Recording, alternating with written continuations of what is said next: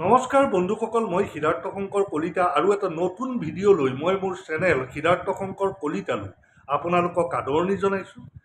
বন্ধুসকল, ASF আচলতে অসমৰ গাহৰি উদ্যোগটো ধ্বংস কৰিবৰ বাবে জাপি দিয়া এটা গাহৰিৰ বেমাৰ নেকি? এই প্ৰশ্নটো সচেতন গাহৰি খেতিয়কসকলৰ মনত উদয় হোৱা দেখা যায়। বহুতে মোলৈ এই প্ৰশ্নটো কৰে। এনেধৰণৰ প্ৰশ্ন মোলৈ ফোনযোগেও আহে বা হোৱাটছএপতো আহে বা মোৰ ভিডিঅ'ৰ তলত কমেণ্টো কৰে।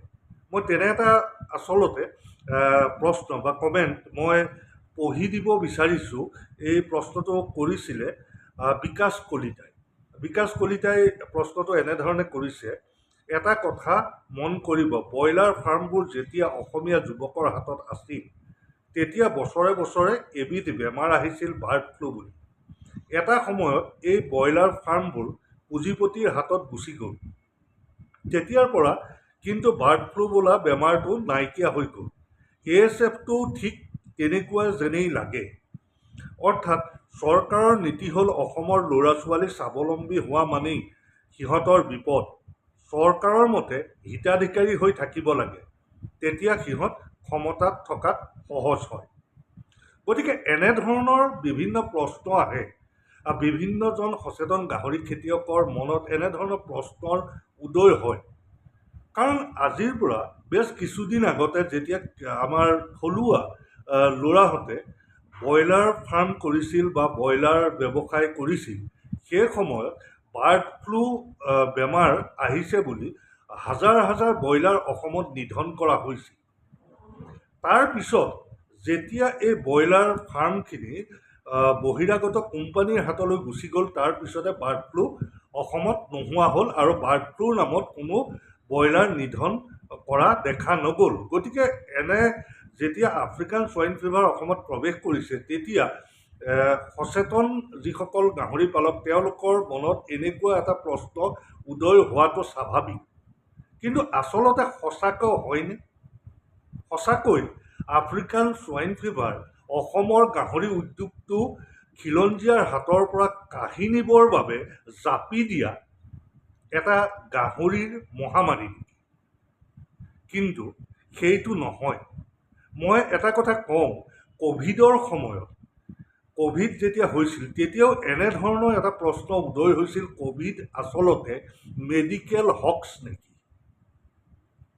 আচলতে ক'ভিডো এনেকুৱাই এটা মিছা কথা নেকি? ক'ভিড আচলতে বেমাৰ নহয় নেকি?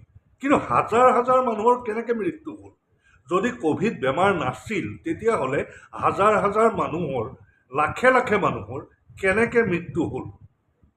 গতিকে নিশ্চয় এইটো মেডিকেল হক্স নাছিল।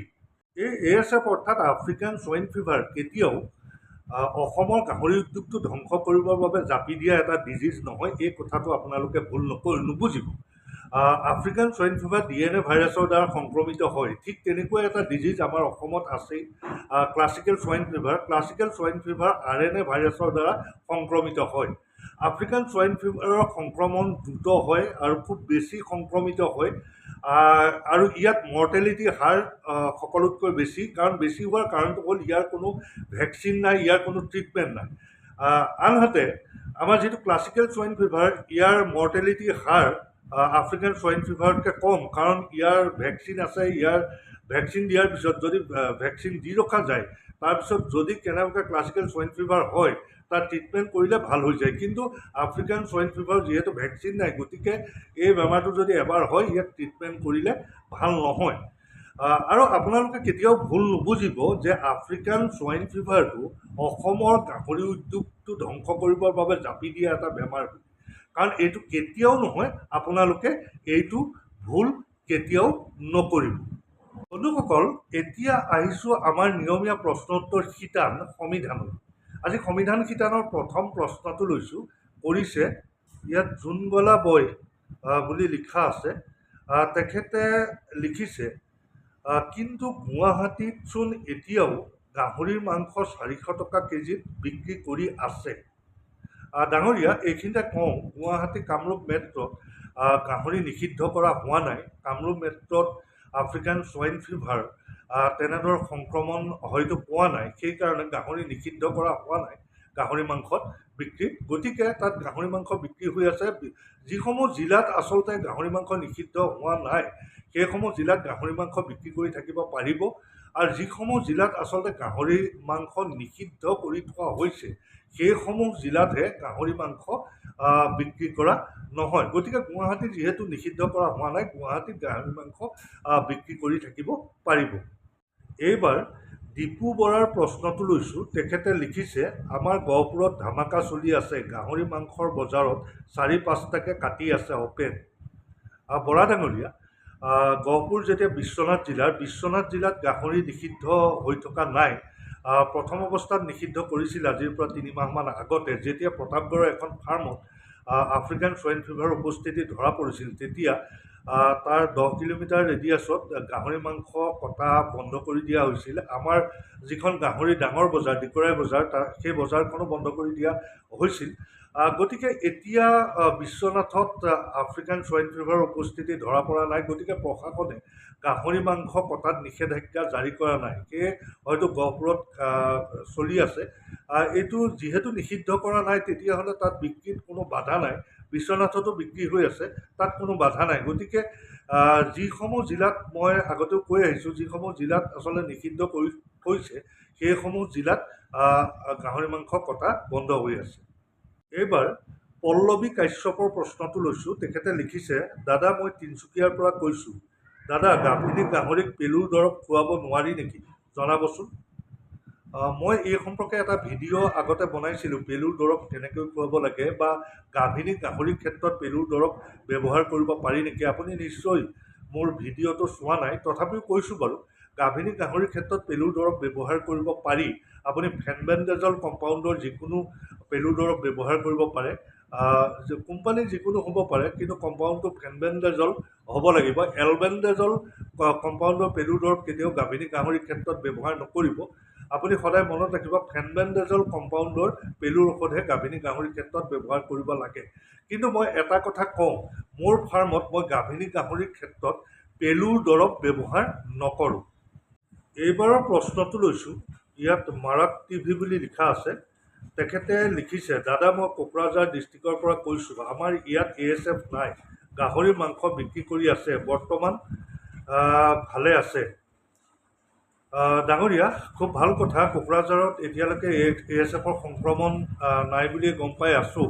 গতিকে আমি আশা কৰোঁ যে কোকৰাঝাৰৰ ফালে ASFৰ সংক্ৰমণ নহওক, সকলোৱে যাতে বায়'চিকিউৰিটি মেইনটেইন কৰি ৰাখক।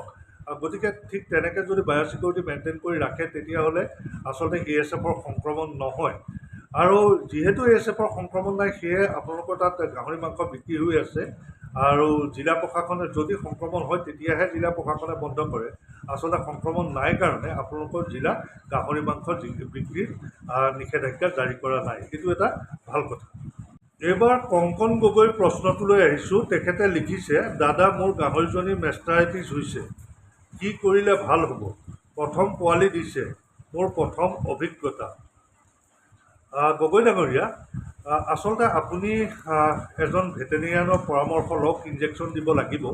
কাৰণ আপুনি যিহেতু এজন নতুন ফাৰ্মাৰ, গতিকে আপুনি প্ৰথমে এজন ভেটেৰিনেৰিয়ানৰ পৰামৰ্শ লওক। আপুনি আচলতে ফাৰ্মখন সঠিকভাৱে মেইনটেইন কৰিবলৈ চেষ্টা কৰিব। মই এটা কথা কওঁ যে মোৰ যিমান বছৰ হ'ল গাহৰি ফাৰ্ম কৰা, মোৰ আজিলৈকে মেষ্টাৰাইটিছ য'ত কোনো গাহৰি আক্ৰান্ত হ'ব লগা হোৱা নাই।